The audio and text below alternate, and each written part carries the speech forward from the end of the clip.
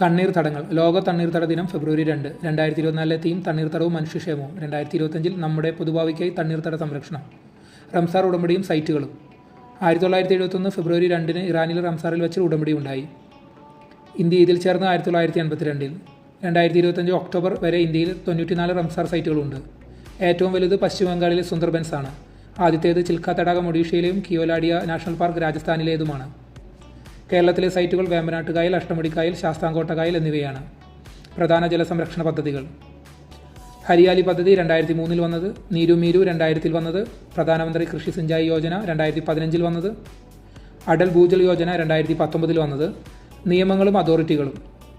ദേശീയ ജലനയം ആദ്യമായി 1987 അംഗീകരിക്കുകയും പിന്നീട് 2002 2012 പുതുക്കുകയും ചെയ്തു.